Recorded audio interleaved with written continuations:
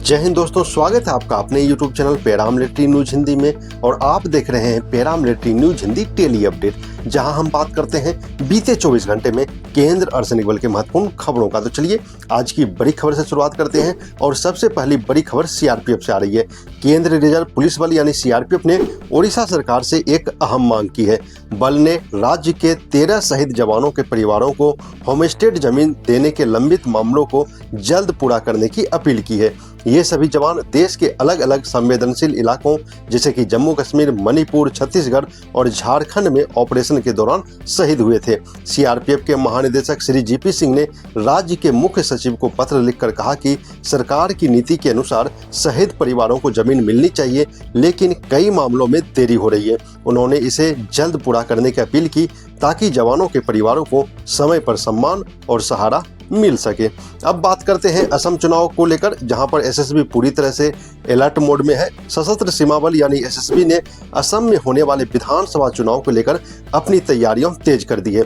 SSB के महानिदेशक श्री संजय सिंघल ने राज्य का दौरा कर सुरक्षा व्यवस्था की समीक्षा की। उन्होंने अधिकारियों के साथ बैठक कर चुनाव के दौरान कानून व्यवस्था बनाए रखने और शांतिपूर्ण मतदान सुनिश्चित करने के निर्देश दिए।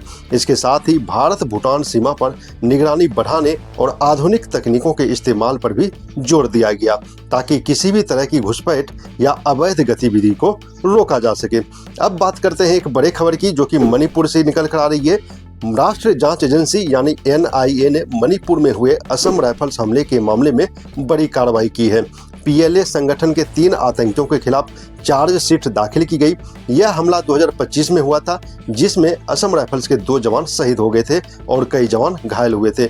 जांच में सामने आया कि आतंकियों ने पहले से साजिश रचकर घात लगाकर हमला किया था। एनआईए का कहना है कि इस केस में आगे भी सख्त कार्रवाई जारी रहेगी। अब एक और बड़ी खबर सीआईएसएफ की तरफ से। देश की सुरक्षा को और मजबूत बनाने के लिए सीआईएसएफ और भारतीय सेना ने मिलकर एक अहम पहल शुरू की है। मध्य प्रदेश के आर्मी वार कॉलेज में सीआईएसएफ जवानों को ड्रोन ऑपरेशन, फ्लाइट सेफ्टी और एंटी ड्रोन तकनीकों की ट्रेनिंग दी जा रही है। आज के समय में ड्रोन और साइबर हमले बड़े खतरे बनते जा रहे हैं। ऐसे में यह ट्रेनिंग जवानों को आधुनिक युद्ध और सुरक्षा चुनौतियों के लिए तैयार करेगी। अब रुख करते हैं केरल की तरफ, जहां पर एक दुखद खबर सामने आई है। केरल के तिरुवनंतपुरम से एक चौंकाने वाली घटना सामने आई है। यहां एक रिटायर्ड बीएसएफ अधिकारी और एक महिला मृत पाए गए हैं। शुरुआती जांच में आशंका जताई जा रही है कि घरेलू विवाद के बाद यह घटना हुई। पुलिस के अनुसार पहले महिला की हत्या की गई और फिर आरोपी ने आत्महत्या कर ली। फिलहाल मामले की गहराई से जांच की जा रही है। अब बात करते हैं जम्मू कश्मीर से। सीआरपीएफ ने एक बार फिर समाज सेवा की मिसाल पेश की है। कश्मीर के 20 छात्रों को भारत दर्शन यात्रा पर भेजा गया, जहां वे देश के अलग अलग हिस्सों, कोलकाता और नई दिल्ली के ऐतिहासिक स्थलों का दौरा करेंगे। इस पहल का उद्देश्य छात्रों की सोच को व्यापक बनाना और उनमें राष्ट्रीय एकता की भावना को मजबूत करना है। इस पूरी यात्रा का खर्च सीआरपीएफ द्वारा उठाया जाएगा। अब बात करते हैं सीआईएसएफ की, जहां पर मुंबई एयरपोर्ट पर एक बड़ा तस्करी को रोका गया है। मुंबई एयरपोर्ट पर सीआईएसएफ ने एक बड़ी सफलता हासिल की है। जवानों ने करीब 2 करोड़ रुपए की हाइड्रोपोनिक ड्रग्स जब्त की है, जिसे एक लोडर बैग में छिपाकर बाहर ले जाने की कोशिश कर रहा था। आधुनिक स्कैनिंग सिस्टम और जवानों की सतर्कता के कारण यह तस्करी समय पर रहते पकड़ी गई। इसके बाद आरोपी को कस्टम विभाग को सौंप दिया गया है। अब बात करते हैं सीआरपीएफ की। सीआरपीएफ के वरिष्ठ अधिकारी राजेश कुमार को बड़ी जिम्मेदारी के साथ एक और मौका मिला है।